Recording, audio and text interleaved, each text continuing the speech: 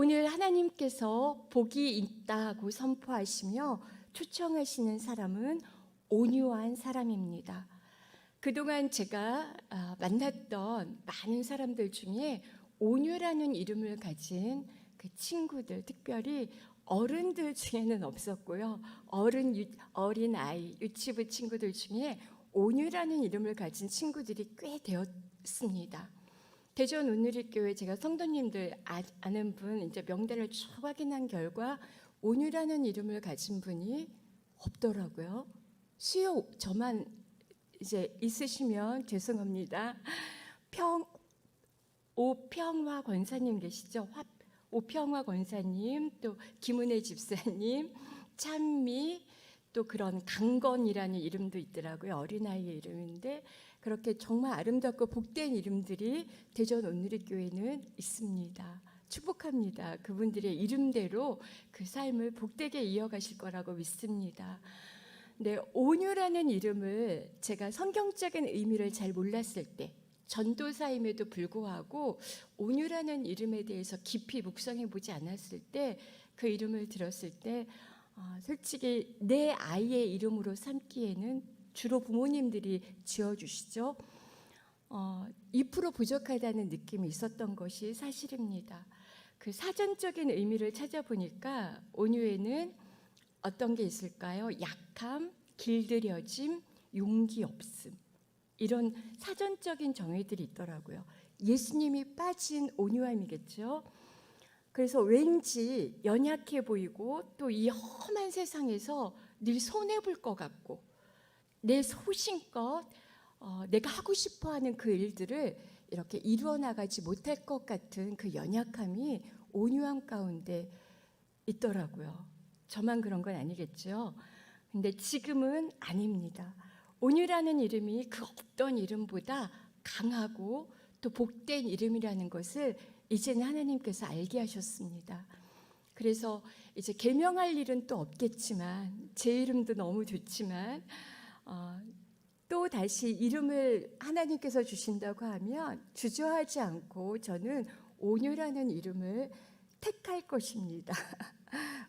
이 설교가 끝난 다음에 여러분의 바이블 네임 갖고 계시면 좋겠죠. 그 바이블 네임으로 온유를 선택하시는 이 시간이 되기를 축복합니다. 그렇게 좋습니다. 하나님은 우리 모두가 온유한 사람이 되기를 바라십니다. 저와 여러분 모두 온유한 하나님의 사람이 되기를 하나님은 누구보다 원하십니다. 그 온유한 사람이 하나님 앞에서 하나님 기뻐하시는 온유한 사람이 되기를 또 주님의 이름으로 축복합니다. 마태복음 5장 5절 이번에는 개역 개정으로 한 번 더 읽어보겠습니다. 오늘 본문 말씀 한 번 더 개역 개정으로 읽겠습니다. 온유한 자는 복이 있나니 그들이 땅을 기업으로 받을 것임이요. 아멘. 온유라는 단어가 오늘 특별히 더 매력적으로 다가오는 분명한 이유가 있습니다. 온유한 사람에게 주시는 하나님의 선물이 너무너무 좋기 때문입니다. 무엇입니까? 땅을 기업으로 받습니다. 땅입니다. 땅 있으십니까? 땅 있으십니까? 제가 이렇게 저 위에서 6년 동안 사역을 하다 보니까 거처가 필요했어요. 그래서 처음에는 교회에서 거처를 마련해 주셨는데 3명이 원룸에서 지내야 됐어요. 그게 주말에는 이게 불편함이 없었는데 하루면 되니까 이제 제가 목, 금, 토 주일을 이렇게 사역을 하게 되면서 또 수요일 저녁부터 이게 불편하더라고요. 그래서 제 이름으로 이제 기도를 했고 처음에는 월세를 내다가 월세가 너무 비싸잖아요. 서울은 정말 코타치만한 공간인데 50만 원 이상, 뭐 관리비까지 다 하면 거의 7, 80만 원이 이제 집세로 나가는 거예요. 그래서 그것보다 이제 저는 이제 그쪽으로는 돈 머리는 없어요. 근데 이 우둔한 제 머리로도 차라리 그냥 구입해서 이렇게 하는 게 월세 내는 것보다 낫겠더라고요. 그래서 10평 되는 그 오피스텔을 구입을 했습니다. 제 명의로. 얼마나 좋은지 그 10평 안에 제 마음껏 얘가 하고 싶은 대로 다 꾸밀 수 있겠더라고요. 그걸 자꾸 팔려고 합니다. 이게 융자를 얻어서 산 집이라 지금은 아들이 쓰고 있는데, 그렇게 땅이 있다는 것은 참 엄청난 메리트가 있습니다. 10평 고 작은 그 땅도 단지 내 이름으로 돼 있다는 그 사실만으로도 이렇게 행복한데, 땅을 기업으로 받는다는 건 어떤 의미일까? 이렇게 다시 한번 이렇게 묵상해 보니까 너무 좋더라고요. 내가 얼마만큼의 땅을 갖고 있느냐에 따라서 그만큼의 자유와 권리가 그 땅의 크기만큼 주어지겠더라고요. 그 땅 주인에게, 소유에게. 그래서 그 땅에게 내가 하고 싶은 일을 마음껏 그 땅 위에 할 수 있습니다. 땅이 있다면 여러분 어떤 일을 하고 싶으세요? 그러니까 멋진 정원도 꾸밀 수 있겠고, 어떤 분은 섬 자체를 너무 멋진 정원으로 꾸미셨죠. 놀이동산도 만들 수 있겠고, 또 기도원도 만들 수 있겠고, 너무 아름다운 그런 성전도 지을 수 있을 것입니다. 땅 주인입니다. 요즘은 그린벨트로 묶여 있거나 농경지, 종교부지 이렇게 특정 목적으로 묶여 있기는 하지만, 원래 그거는 이제 근대로 들어오면서 생겨난 법일 것 같아요. 토지법일 것 같고, 땅 주인의 마음대로 그 땅 위에 이 꿈을 펼칠 수가 있습니다. 대전 온누리교회도 땅이 조금만 더 있으면 좋겠다는 생각을 또 해봤습니다. 주차장, 언제든지 주일 2부 예배든 3부 예배든 오면은 자유롭게 주차할 수 있는 주차 공간도 더 넓었으면 좋겠고, 아름다운 정원도 있었으면 좋겠고, 좀 더 쾌적한 다음 세대를 또 말씀으로 양육할 수 있는 그런 차세대 공간, 예배 공간, 또 말씀을 배우는 공간, 기도방, 나눔방, 이런 소그룹 회의실, 이런 게 조금만 더 있었으면 좋겠죠. 이렇게 상상만 하는 것만으로도, 꿈을 꾸는 것만으로도 이 땅을 소유한다는 것은 굉장히 행복한 그런 일입니다. 그런데 이 땅의 원래 주인, 맨 처음부터 지금까지 이 세상에 있는 그 모든 땅의 주인이 누군지 아십니까? 하나님이시죠. 성경 맨 첫 줄이 태초에 하나님이 천지를 창조하시니라, 이렇게 땅의 주인이 누구인지를 아주 분명하게 그렇게 밝혀주고 있습니다. 하나님이 맨 처음에 하늘과 땅을 만드셨고, 이 땅의 모든 주인, 이 땅은 이 땅을 만드신 하나님이 주인이십니다. 성경에서 그리고 땅은 굉장히 중요한 의미를 갖습니다. 특별히 구약 성경 이해에서 우리가 땅에 대한 이해를 하지 않으면 구약을 이해하기 어려울 정도로 그렇게 땅은 성경의 굉장히 중요한 중심 주제이기도 합니다. 제가 세어본 건 아니고요. 이게 얼마나 땅이 중요한 문제인지 어떤 분이 신학자가 세어봤다고 합니다. 구약에서 땅이라는 단어를 사용한 횟수가 2504번이라고 합니다. 구약 성경과 신약 성경에서 중요한 주제가 있다면 언약이에요. 그죠? 언약이라는 그 단어를 사용한 횟수보다 훨씬 많은 그 횟수라고 합니다. 얼마나 이 땅이 중요한 주제인지 알 수 있겠죠? 우리 인간 자체가 흙으로 지어졌을 뿐만 아니라 인간의 모든 역사가 이 땅 위에서, 땅이라는 공간 위에서 이루어집니다. 전쟁과 갈등, 또 횡포, 이런 무질서, 죄의 역사가 땅 위에서 펼쳐지기도 하지만, 또 그 땅은 하나님께서 인간을 만나시는 거룩한 장소가 되기도 합니다. 하나님의 계시의 중심이면서 구원의 역사를 이루시는 역사의 무대가 바로 땅입니다. 땅. 하나님께서 새로운 구원 역사를 위해서 홍수 심판 이후에 또 다시 죄가 가득했죠, 이 세상에. 그래서 하나님은 이제 다시는 물로 심판하시지 않으시는 대신 또 다른 하나님의 방법으로 구원을 이루시기 위해서 아브라함을 부르십니다. 아브라함을 부르실 때도 자손 번성과 함께 땅의 소유를 약속하십니다. 그래서 출애굽 구원의 최종 목적지는 바로 아브라함에게 약속하셨던 그 가나안 땅이 출애굽의 최종 목적지입니다. 이 땅은 이렇게 구약에서부터 태초부터 마지막 요한계시록, 이 땅은 마지막에 그리스도의 재림과 함께 우리에게 허락하실 새 하늘과 새 땅에 대한 상징적인 예표이기도 합니다. 공간, 우리 모든 성도들이 하나님과 함께 할 수 있는, 머무를 수 있는 처소, 공간, 그 새 하늘과 새 땅에 대한 예표가 바로 우리가 발을 딛고 있는 이 땅이기도 합니다. 그래서 성경은 하늘의 이야기를 담고 있는 땅의 이야기라는 아주 멋진 표현을 하신 분도 계십니다. 너무 멋지죠? 성경은 하늘의 이야기를 담고 있는 이 땅의 이야기인 것이 사실입니다. 성경에서 땅을 의미하는 대표적인 용어가 2개가 있습니다. 오늘은 이 땅에 대한 의미를 잘 구분만 하셔도 80점을 받습니다. 첫 번째는 아다마입니다. 아다마와 에레츠라는 히브리어로 구분을 하는데요. 아다마는 경작이 가능한 땅을 의미합니다.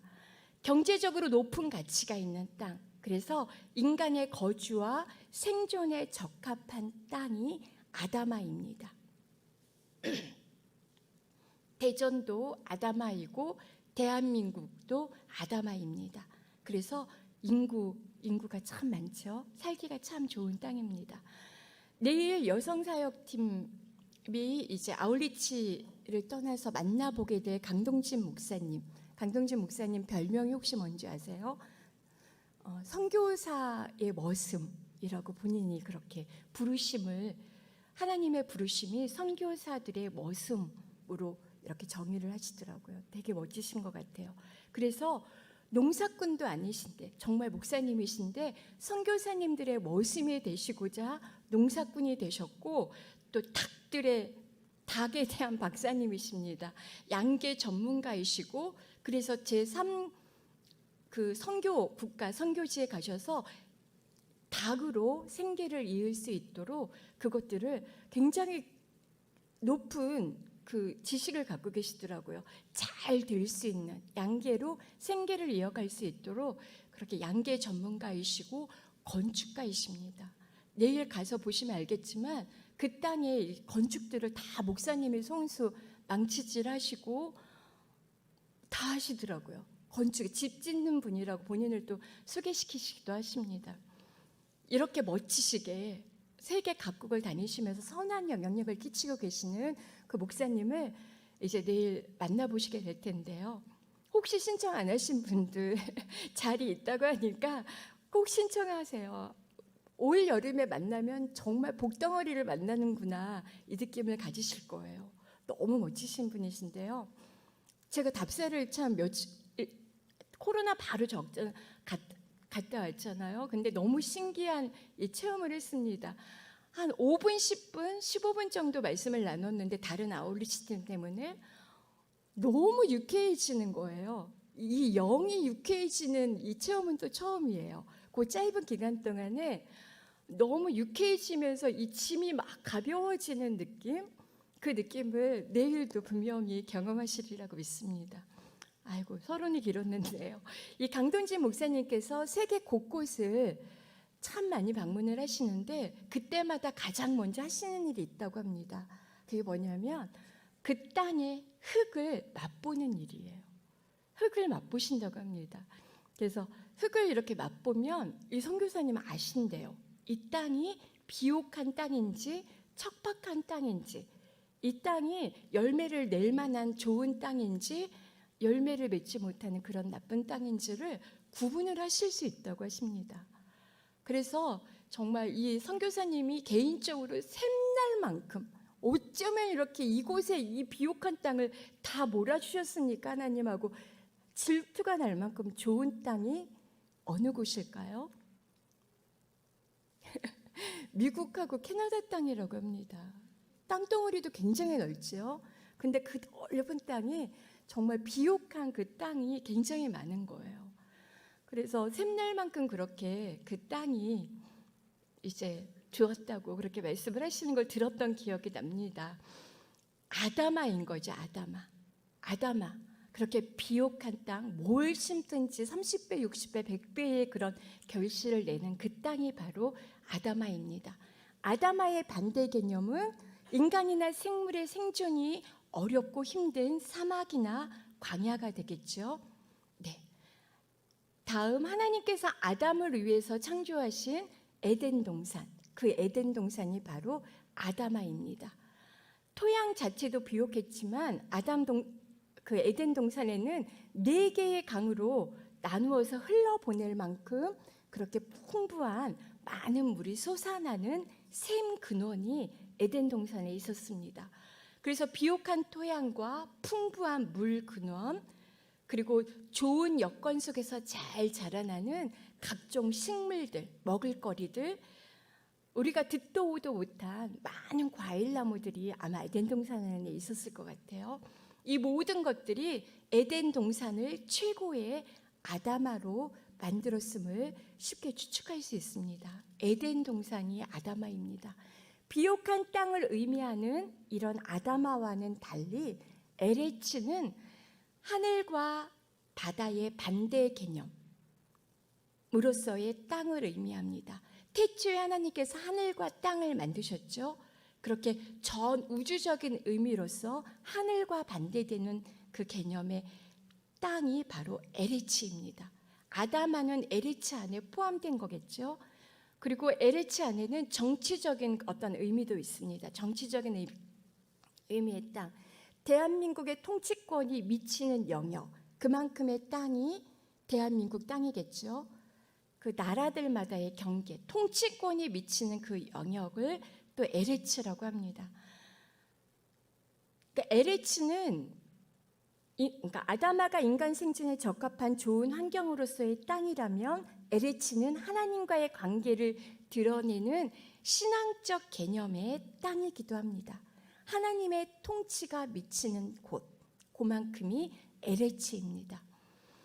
아다마와 에레츠를 더 분명하게 구분해 주는 말씀이 있습니다. 창세기 13장, 여러분이 너무 잘 아시는 말씀, 10절 말씀 한번 확인해 보겠습니다. 같이 한번 읽겠습니다.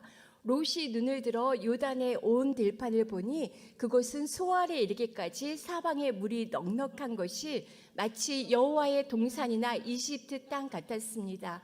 이때는 여호와께서 소돔과 고모라를 멸망시키시기 전이었습니다. 어떤 땅입니까? 아브라함의 조카 롯이 선택한 땅입니다. 여호와의 동산 같고 또 애굽 땅 같았던 아주 비옥한 아다마의 땅입니다. 누구나 이 아다마 땅은 소유할 수 있습니다.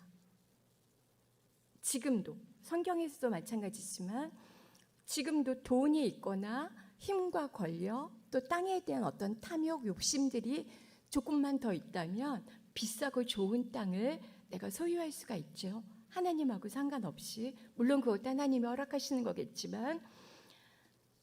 그러면 에레츠에 대한 말씀을 또 한번 볼까요?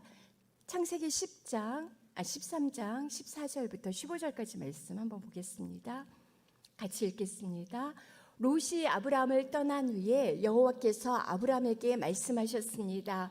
내가 있는 곳에서 눈을 들어 동서남북을 바라보아라.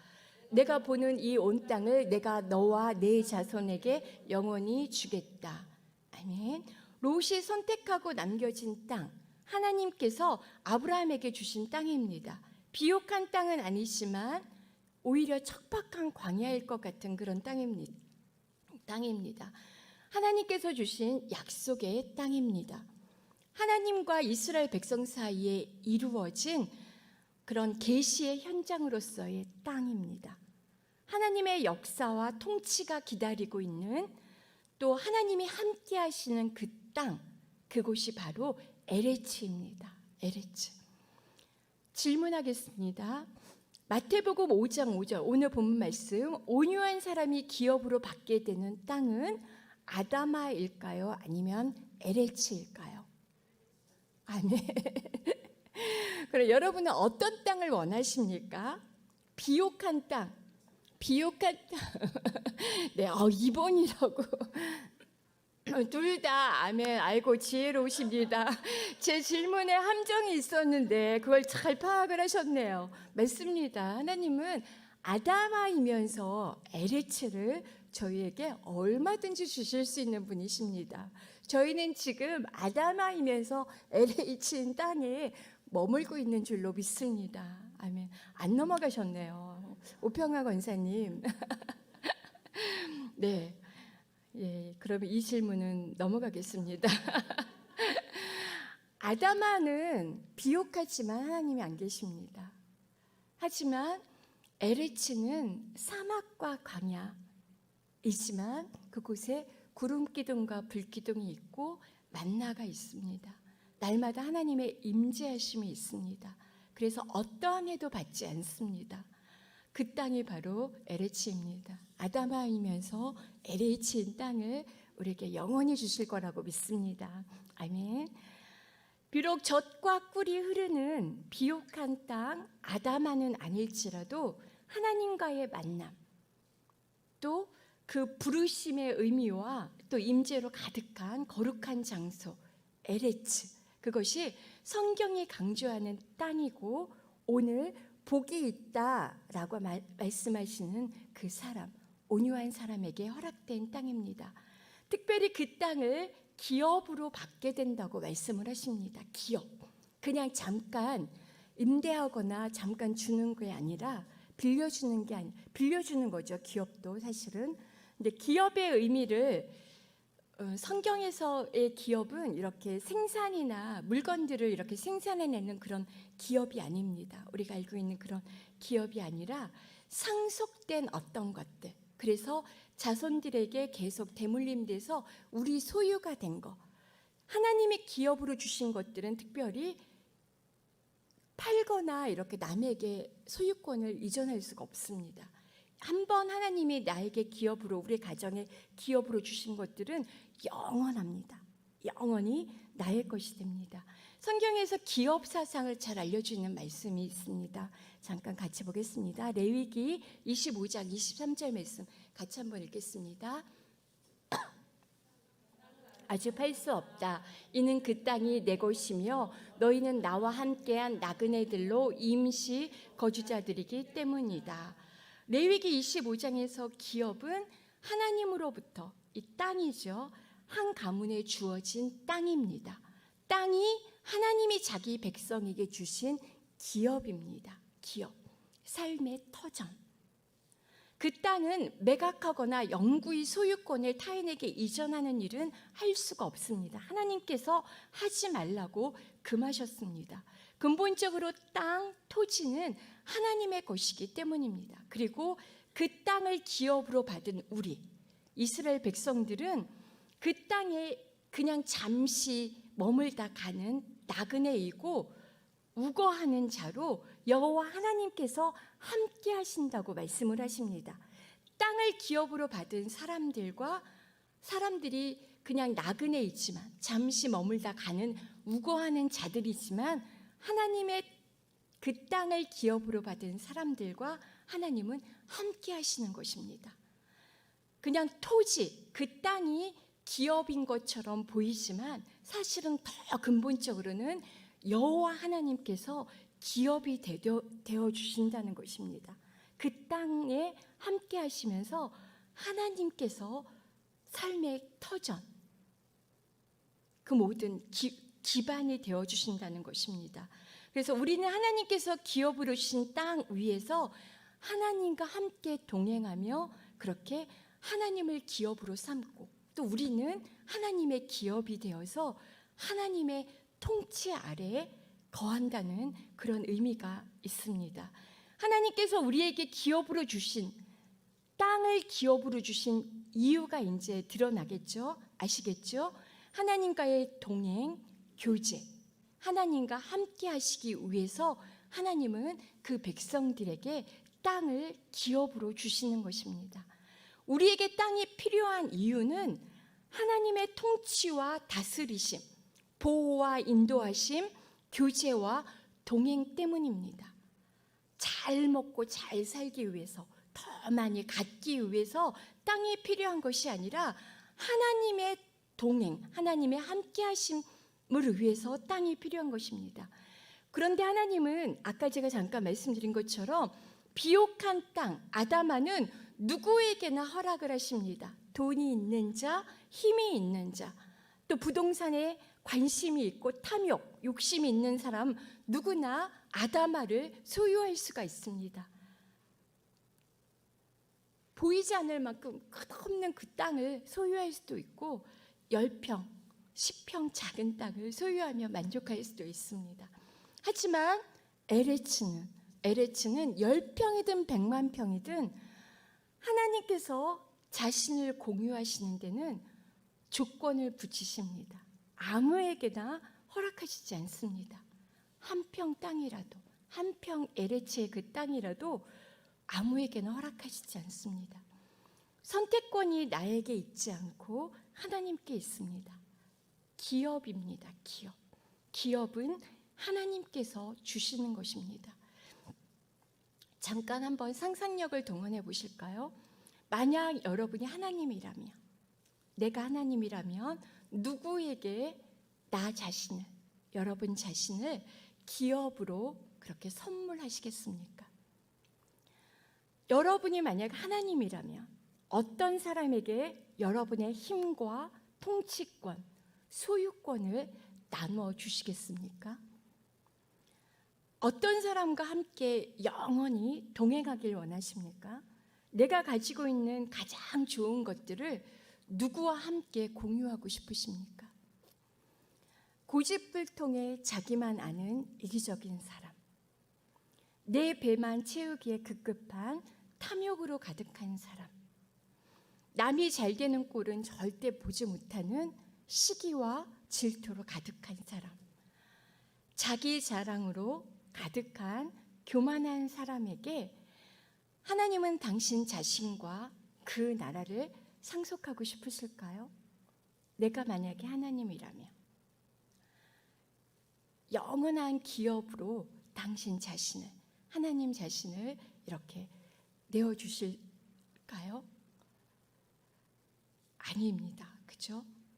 아닙니다. 이런 사람들은 하나님 나라를 유업으로 받지 못할 거라고 성경은 밝히고 있습니다. 갈라디아서 5장 21절 말씀, 20절에서 21절 말씀 같이 한번 읽겠습니다. 우상 숭배와 마술과 원수 맺음과 다툼과 시기와 분노와 이기심과 분열과 분파와 질투와 술 취함과 방탕과 또 이와 같은 것들입니다. 내가 전에 경고한 것처럼 지금도 경고합니다. 이런 일을 행하는 사람들은 하나님 나라를 상속받지 못할 것입니다. 아멘. 그 사람, 여호와 하나님을 기업으로 받아 누리면서 하나님의 통치와 다스리심 가운데 하나님과 함께 거하는 사람, 하나님께 속한 가장 좋은 것들을 나누고 싶은 그 사람은 바로 온유한 사람입니다. 온유한 사람. 오늘 본문 말씀 다시 한번 개정개혁판으로 한번 읽겠습니다. 같이 읽겠습니다. 온유한 자는 복이 있나니 그들이 땅을 기업으로 받을 것이며, 아멘. 온유한 자는 복이 있나니 하나님의 동행이 저에게 있을 것이며, 영원히 하나님께서 그를, 하나님을 기업으로 주실 것이며, 이런 의미겠죠. 온유한 사람은 어떤 사람입니까? 예수님의 온유한 마음, 예수님의 마음을 소유한 사람입니다. 성격이 부드럽고 착하고 내 것을 그냥 내어주기만 하는 그런 사람이 온유한 사람이 아니라 예수님의 마음을 품은 사람입니다. 예수님은 자신을 마음이 온유한 사람이라고 소개합니다. 마태복음 11장 29절부터 30절 말씀 같이 읽겠습니다. 나는 마음이 온유하고 겸손하니 너희는 내 멍에를 메고 내게서 배우라. 그러면 너희 영혼이 쉼을 얻을 것이다. 내 멍에는 매기 쉽고 내 짐은 가볍다. 예수님의 온유하심은 다른 사람의 짐, 죄의 멍에를 대신 져주시는 온유함입니다. 빌립보서 2장 5절부터 8절까지 말씀은 예수님의 이 온유하심에 대해서 더 구체적으로 저희에게 말씀하십니다. 한번 읽어보겠습니다. 2장 5절부터 8절까지 말씀 같이 읽겠습니다. 여러분 안에 이 마음을 품으십시오. 이것은 그리스도 예수 안에 있던 마음이기도 합니다. 그분은 본래 하나님의 본체셨으나 하나님과 동등됨을 기득권으로 여기지 않으시고 오히려 자기를 비워 종의 형체를 가져 사람의 모양이 되셨습니다. 그리고 그분은 자신을 낮춰 죽기까지 순종하셨으니 곧 십자가에 달려 죽으신 것입니다. 예수님의 온유하심은 겸손, 낮아지심입니다. 근본 하나님의 본체이시지만 하나님과 동등됨을 주장하지 않으시는 겸손이 예수님의 온유하심입니다. 자기를 낮추시고 죽기까지 복종하시는 낮아지심이 예수님의 온유하심입니다. 하나님과 동등됨을 주장하지 않으시고 오히려 종의 형체를 가져서 사람과 같이 되신 그 낮아지심, 겸손하심이 예수님의 온유하심입니다. 예수님의 온유하심에서 우리는 온유에 대한 아주 중요한 가르침을 받습니다. 온유함이란 성격적인 따뜻함이나 부드러움이 아니라 하나님의 말씀에 얼마만큼 순복할 수 있는가의 척도입니다. 예수님의 온유하심은 100%의 순종입니다. 하나님의 말씀에 100% 순종하신 그 온유하심, 낮아지심, 겸손하심이 예수님의 온유하심이죠. 온유란 힘을 통제하는 능력입니다.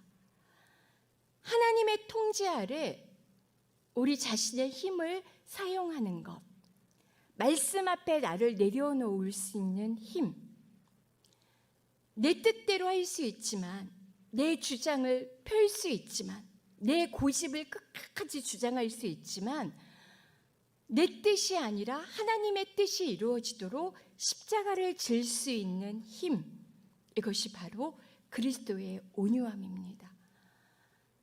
온유를 뜻하는 헬라어 프라우스는 야생 동물을 길들여서 주인의 말을 잘 듣도록 훈련된 상태를 의미합니다. 훈련이 다 맞춰진 상태, 이것이 온유입니다.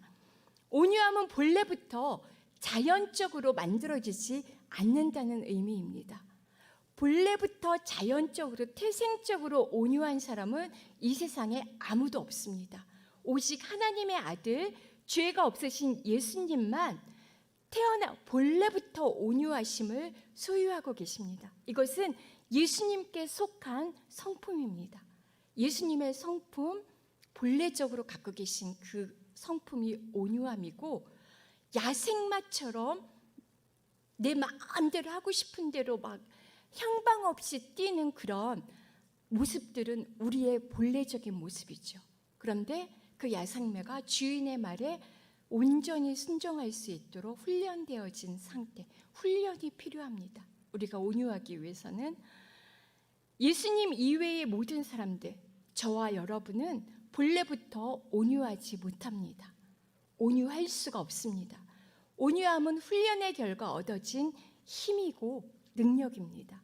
성령의 8번째 열매이기도 합니다. 온유란 본래는 그렇지 않았지만 훈련을 통해 하나님의 통제 아래 그 힘을 사용하는 능력, 말씀에 순종할 수 있는 힘, 이것이 오늘 저와 여러분에게 요청하시는 온유함입니다. 하나님의 통제 아래 그 힘을 사용하는 능력, 말씀에 순종할 수 있는 힘을 소유한 온유한 사람들, 그 사람들은 이제 이 팔복 이후에 예수님께서 산상투훈을 통해 말씀하시는 이 사람들입니다.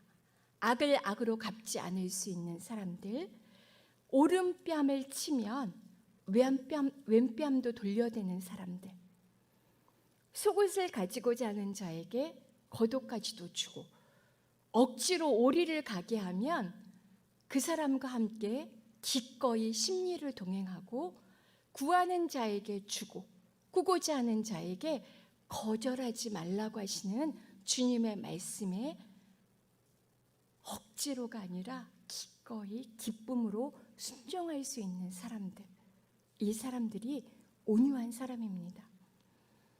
나를 미워하는 그 사람들을 오히려 축복하고 사랑하는 사람들, 비굴함이 아니라 예수 그리스도 안에 있는 그 기업의 영광의 풍성함을 알아서 그 풍성함 가운데 기쁨으로 넉넉하게 그 일을 해내는 사람들.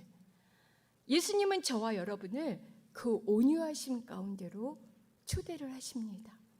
우리는 할 수가 없지만 예수님의 온유하심을 믿고 신뢰하고 예수님의 그 마음을 간직하면 가능하다고 말씀을 하십니다.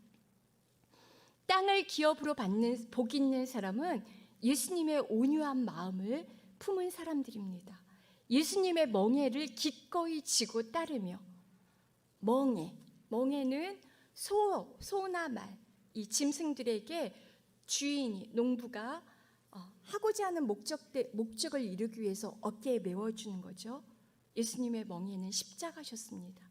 하나님이 온 인류를 구원하시기 위해서 예수님이 지신 멍에는 십자가셨죠.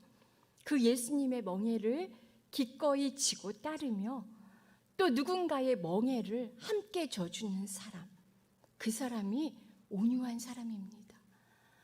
하나님의 말씀 앞에 자신의 본능과 충동, 격동, 이런 모든 감정들을 제어할 수 있도록 훈련된 인격을 소유한 누구보다 강한 사람들, 이 사람들에게 하나님은 자신을 기꺼이 기업으로 내어주시고 그 나라를 하나님과 함께 통치하며 다스려 갈 수 있도록 권위와 그 힘을 이양해 주신다고 오늘 마태복음 5장 5절이 말씀하고 계십니다. 온유하십니까? 온유하십니까? 저는 아직 온유하지 못합니다.